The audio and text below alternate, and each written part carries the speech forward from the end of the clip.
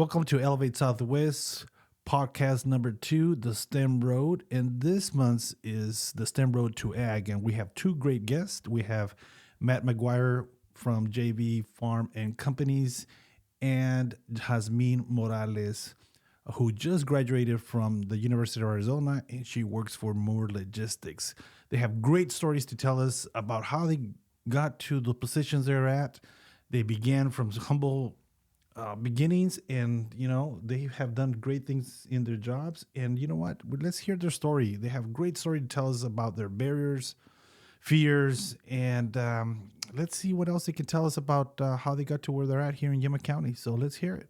Thank you guys for joining in. We are here to actually notify all the kids of all the things, great things are happening on the ag world and innovative side, and also to understand what the ag world really means and the barriers that everybody goes through in order to become into ag science. So Matt, tell us a little bit about yourself. I know Matt McGuire from JV. He has been, his name is popping up all over the news for a while. There, he did get an award. Can you explain us a little bit about your Yuma the Association Vegetable Association Award? Well, actually, it was American West Vegetable Meister Publications. It's a national award, so it was National Achievement Award for what we do at JV Smith Companies and some of the technologies and the crops we grow. So I guess from what I understand, 50 people nationwide get elected, and they narrow it down to 4 regional winners, and then I was the national winner out of those 4. Oh, so from that award, what is the overall outcome in terms of for JV Farms and Companies? Well, I guess we get our name in lights a little bit more. All right. American Vegetable Magazine is one of the premier magazines written about the vegetable industry for the nation, and so it is very humbling to get that kind of award and be recognized, because I like to kind of be anonymous. Sometimes it's good. Sometimes it'd be good at being anonymous, but when your name is up there and the news and the lights, it feels good. It feels good to be recognized of all the great things you've been doing. So, Matt, have you grown up here in Yuma, or where are you from? Actually, I just live background, so I was born and raised up in Salinas. Oh, California. okay, yeah. And then in my college years, I went away to University of California, San Diego. I got a degree in biology, microbiology, with minors in chemistry and psychology. Psychology. Yes. All right. So maybe that's why you're so quiet. Yeah, and then I did quite a bit of coursework for my MBA out of Texas A&M, and I think I'm 3 classes short, but then that was done later in life. That was done about 20 years ago. Okay. And then JV Smith Companies hired me, and I didn't have time to finish the last 3 courses. So it might be something I go back to just to have later in life. That's be good. I have time. Yeah, absolutely. But Salinas and Yuma are basically almost, it seems like it's one community because it's the same folks. A lot of the same folks. So originally my career spanned, I was actually in the carton business to start with. And then I was production manager of a shed and shipping manager and sales. I've kind of done it all. And then they had me going back between, like a lot of guys go between Yuma and Salinas. I went between Salinas and Phoenix. Okay. I was with Maggio Corporation, which at the time was the largest carrot processor around. Oh, okay. So back and forth. So, Jazmin, a little bit about yourself. I know you just graduated from U of A, here at Yuma, right?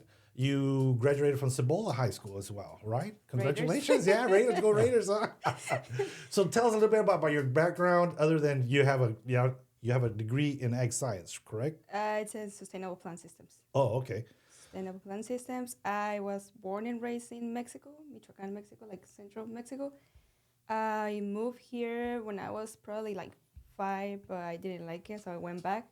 I finished elementary. So when I finished elementary, my mom was like, you need to come back, learn English and all that stuff. And I was like, all right, I think it's time. So I went to a private school, Immaculate Conception. I did 2 years right there. It was middle school, and then later I transferred to Cibola. And then when I was in, I think, senior year, I started doing AWC classes, like dual enrollment. And then 2022, I graduated from AWC, but before graduating, I started taking classes at U of A too. Oh, okay, that's good. Yeah, so basically I'm done. You're done. Yeah. But you said you mentioned you were going to pursue your master's, Yeah, right? that's the goal. That's the goal. Yeah, maybe next semester. Yeah. I'm thinking about it. All right, But I am. Okay, taking a little And I break. will. Huh? Yeah, okay, Yeah, that's mentally. good. Yeah, mentally, that's good. Yeah. So for both of you, as you continue your career, what were some of the barriers that came across for you? Basically, make you take a break, not take a break with your education, because some of the listeners are going through the same issues that many of you may have had. So for myself, the issues were obviously time, money, but it was a goal that I already had in mind that I wanted to complete. Yeah. So that the financial issue didn't stop me from continuing what I really wanted at the end result. But everybody's different in terms of where they're at and the goals they're at. For yourself, Matt? Yeah, finances weren't that. I mean, I didn't think about them that much. Yeah. It's really where I wanted to be later in life. And actually, you go in high school, if I remember things right. You want to do this, you want to do that, but then you go into college, and then you find more avenues and more things you could possibly do. And then actually, when you get out of college, you may find you don't really like in my case, microbiologies. Well, I was working in research labs, petri dishes, and that kind of thing. And I didn't really like feeding machines with petri dishes and slides. But I happened to be good with people. I was good at organization, good at figuring out problems. And so I really liked that. In high school, I'd worked farmers markets and worked in the fields a little bit. So I said, well, I'd really like to go into ag. So the barrier for me was actually getting that first job. Yeah, okay. That, how to get, and I'm sure a lot of you listeners, a lot of these kids that go try to get the first job, and the first thing they say is, do you have experience? How am I supposed to have experience if you don't give me a job? Very true. That's true. I've heard that before. and so that's why we really, I know at JV Smith, we emphasize train them. A lot of my guys say, hey, they know how to drive tractor. Who cares? Can they drive a car? Can they walk and breathe? We can teach them how to drive a tractor, and then figure out those that want to excel, those that come to work, and then move up. And then that's kind of what happened to me. I went into the industry, in the box industry, just working the line, and then all of a sudden they made me manager. Then they moved me to Oxnard. Then they did this, and then I figured, well, box company is only so much fun. Yeah. And then I got out, took a little break again for a couple of weeks, and then all of a sudden somebody was calling me, hey, we got this position. Would you interview for it? So, how about yourself, Jazmin? I think going to school was always on my mind. It was like never like taking a break. It was like, I don't care if I don't have money or I don't have this, but I'm like, I need to finish. I think like my diploma was always in my head. Like I need an associate, I need a bachelor, I need something. But I think at first language, it was like my first career because I knew the stuff, but I would just know, like, I didn't know how to explain it.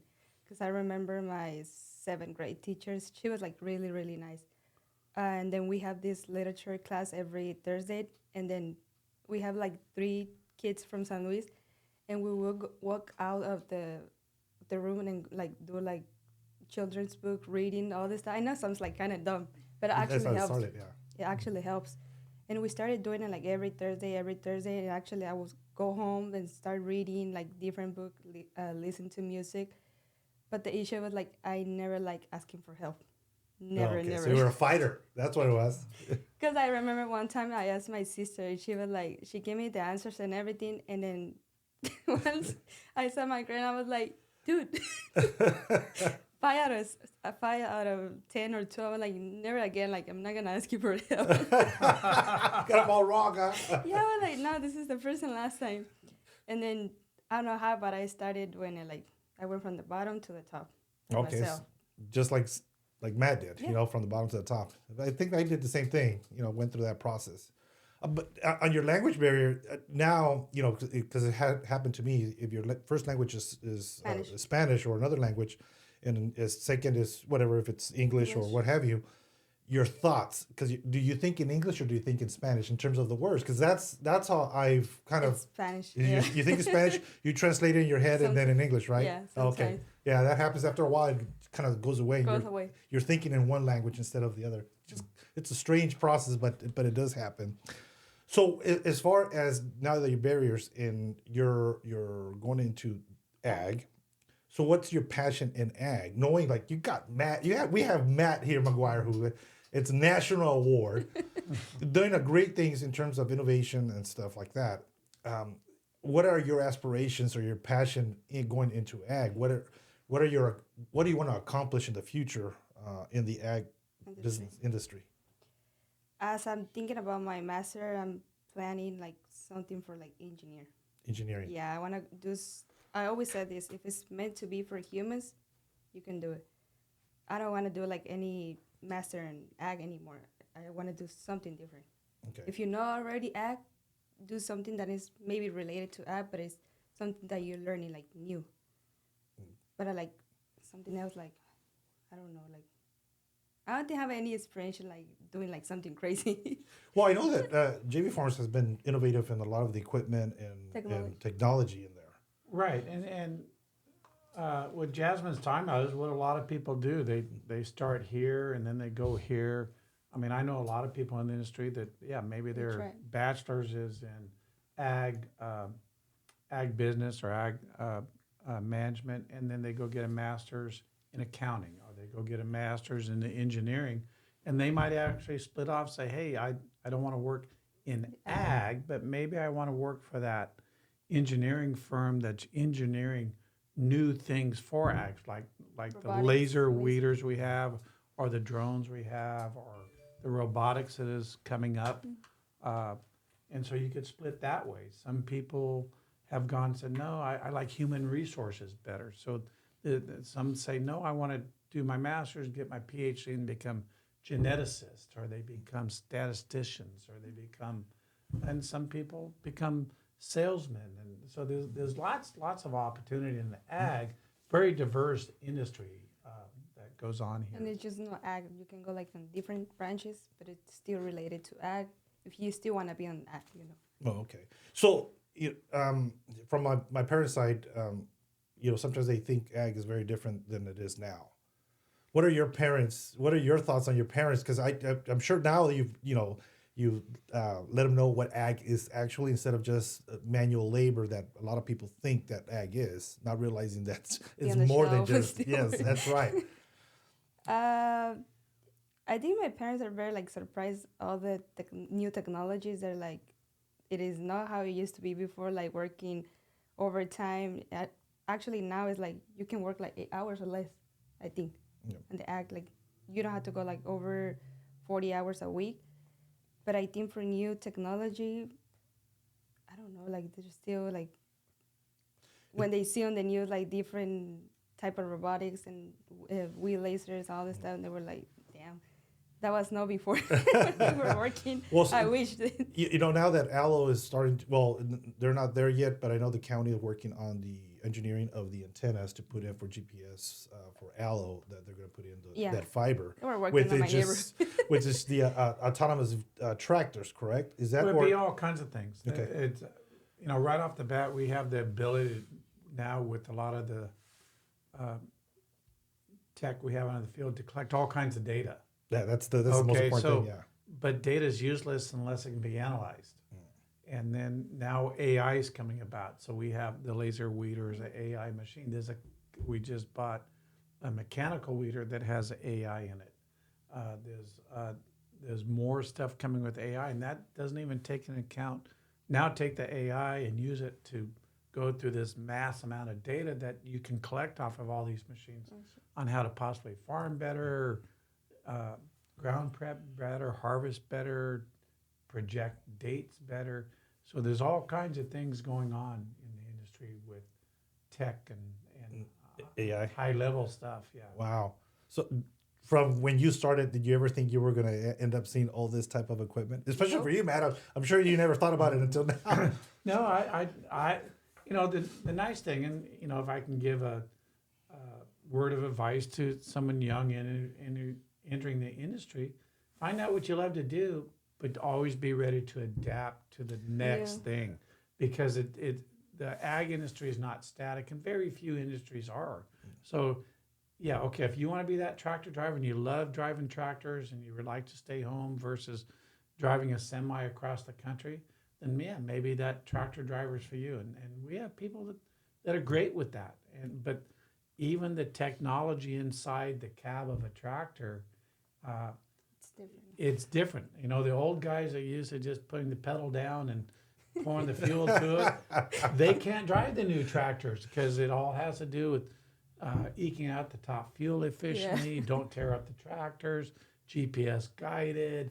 All kinds of things going on inside that. I have a friend who's a mechanic, and he says that anytime he has to fix a tractor, obviously he'll call RDO or booth to come and get the technician IT, because yeah. it's the technology behind it. He says, I can't fix certain things. I can fix the wheels and other type of engine issues, but I got to find out what the issues are from all that From the computer. Computer. from the computer itself. Right. So now they're all computerized, and so he says it's been a little bit more of a challenge for him. Not that he can't do it, just a challenge because it's a new way of learning.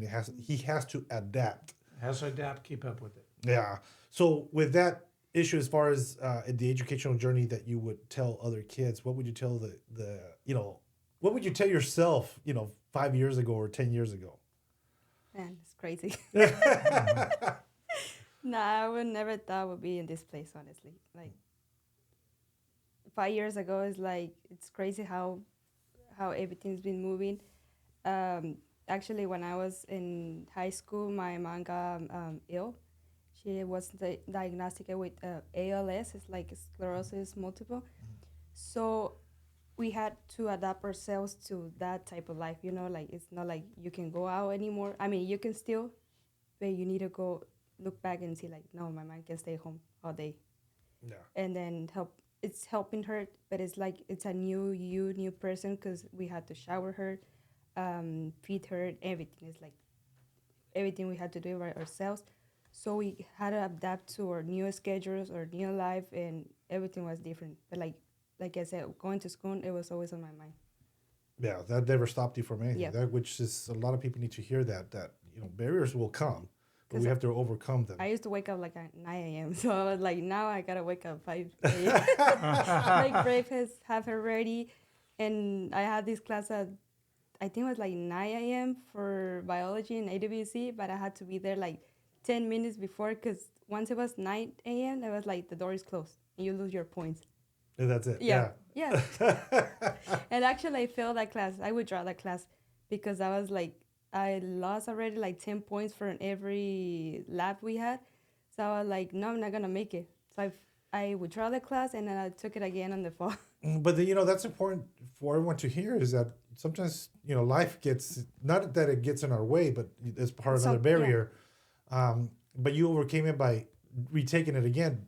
Because some of the kids will say, well, I failed that class. Well, maybe I should stop going to school. But no, not at all. You continued in having that goal and making sure that you retook that class. The class, yeah. So I'm glad, all power to you because that not a lot of kids will end up doing that. So glad to hear that. Because I was scared. I was like, I don't want to have a W on my transcript. I want to have an F on my transcript. But I was like, it's okay. It's part of life. So I gotta do it.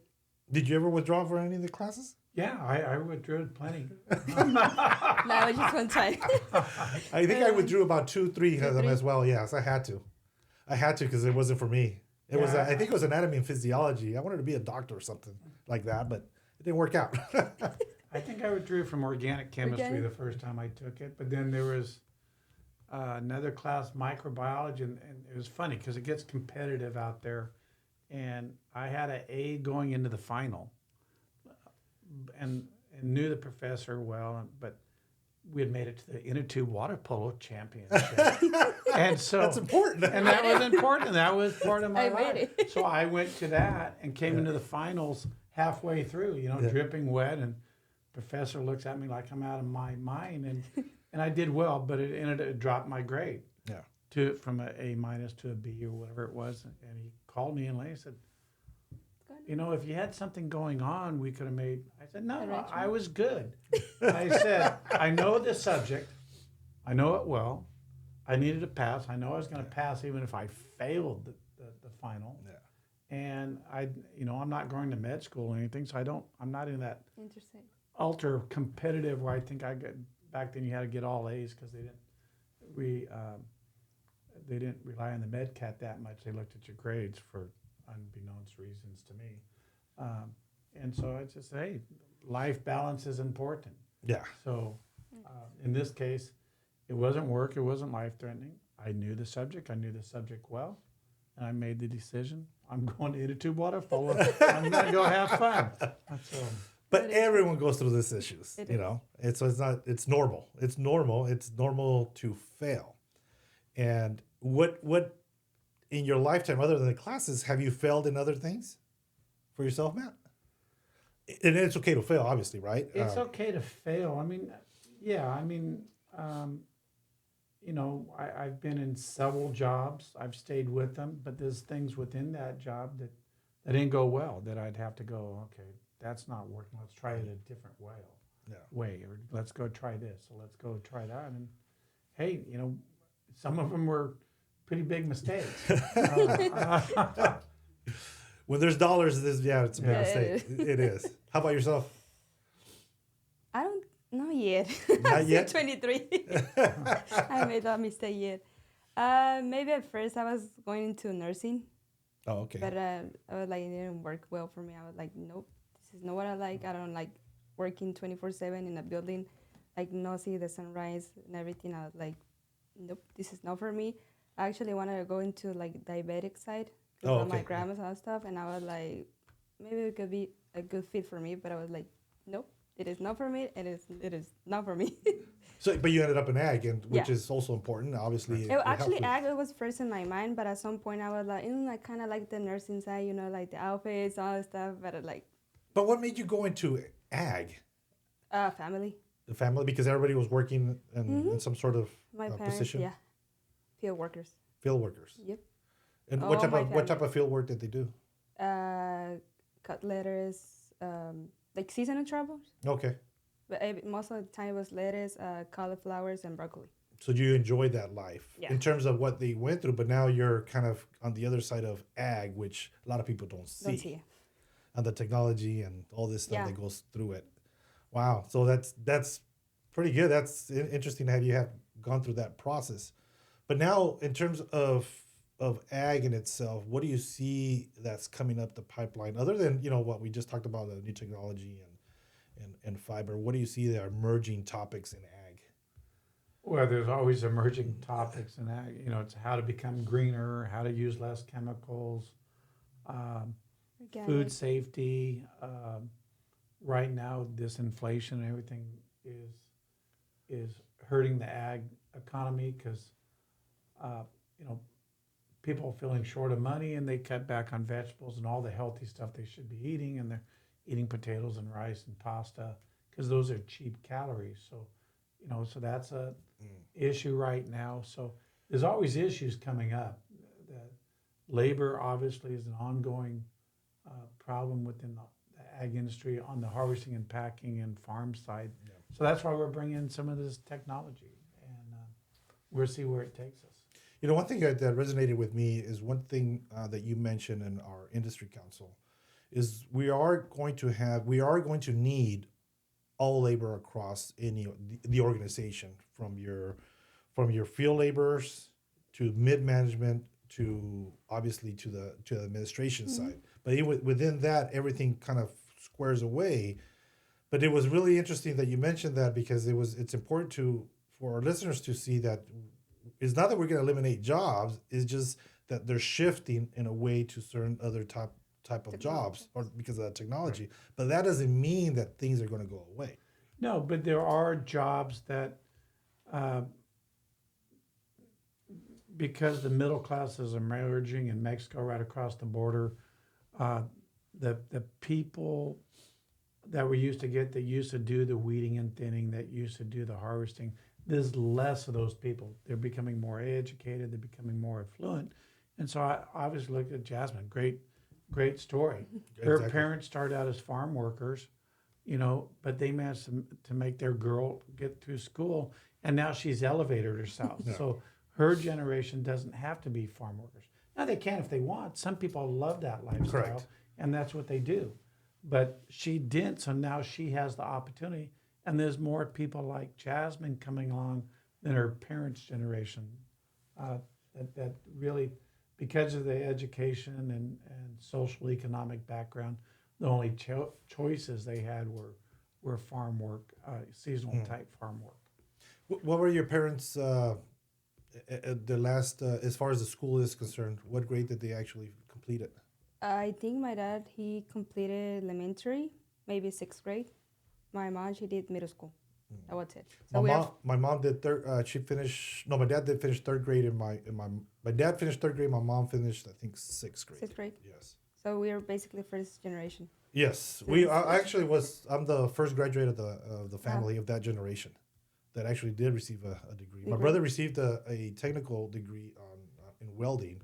I did it in a bachelor's in education. I was a teacher. I was a preschool teacher, as a matter of fact. Yeah, but I didn't want to be a teacher. I wanted to be a child psychologist. But then, kind of like, okay, in order for you to be a child psychologist, you have to pay your bills. So I was like, okay, be a teacher, pay your bills, and then become a child psychologist. Because as a child psychologist with a bachelor's, you don't get a job very much. Yeah. Maybe social work, but I didn't want to be at that point. But then life turned around and became a teacher for several years, and then received my master's in business administration and continued my administration. So I went up the ladder as kind of like you did, Matt. In terms of I was a instructional assistant, became a teacher, became an administrator, and then assistant superintendent, and then at that time I kind of retired because I wanted to do something at 50. Well, see, that's a great story. Yeah. It shows you what's out there. Your brother went to tech school. We need techs. Oh, absolutely. Not- That's a and- huge Yeah, need. but not everybody Wants- should go to college. Oh, absolutely. And it's not for everybody. No, it's and not. Some people don't want to manage people. Some people say, "Hey, put me in my cubicle. Let me work a spreadsheet all day long." And you got Alright. people like that. They're just go to work like crazy and do amazing things, And it's okay. and that's okay. Yeah. That's fine. Find something you can do and do well, but be ready to adapt because everything will gonna change. change over time. At some point, yeah. Yeah, it is very true. I hope the kids and are listening right now because it's important also, even for the adults, we all always adapt. And we have to adapt to this new ever-changing world of innovation, technology. And that's what Elevate Southwest wants to create here for Yuma County is a place for research and development, a place for people to have opportunities and careers working with the ag industry, the Department of Defense. And this is the type of information we want our listeners out there to see that there's a job for everybody. We just need to adapt, work with it, especially with the kids. If they can't figure it out in terms of trying to figure out a career, like yourself, you want to do something else and you ended up an ag. Myself, child psychologist, now I'm here directing a podcast, which is kind of cool too. Yeah, right? but it goes Yeah. to show that get your education, get somewhere as far as you feel comfortable getting. Remember, you can always take a job a little lower than that education. Yeah. If the job's at the education you really don't like, Yeah. but you can't start with no education and move up. Oh, yeah, into that's- those jobs you may want without that education. That's very true. A lot of people want to become YouTubers and whatnot, Oh, yeah. and, influencers, and it's not for everybody. Yes, some people do get lucky and become those, but it's not for everyone. So I want to thank you very much for being here. I really appreciate your educational journeys and the stories we have told, and for our listeners. Is there anything else you want to tell our listeners? Be always transparent. We all make mistakes. We all fail, but we are humans. And learning will never hurt your mind. Yeah, I would tell them keep adapting, keep learning, and don't be afraid to fail, even at work. I mean, I see people in our industry now, they just won't make a decision because they're afraid to fail. Well, no decision That's right. is failing, Yeah, you know. that's true. So hopefully you decide to listen to our podcast, and we'll hear more from you and everyone else here. Hopefully they'll be contacting you. Contact us at elevatesouthwest.com. My name is Jerry Cabrera. Thank you very much for listening to STEM Road to Ag on episode number 2. Thank you very much. Thank you. Thank you. for having us. Thanks.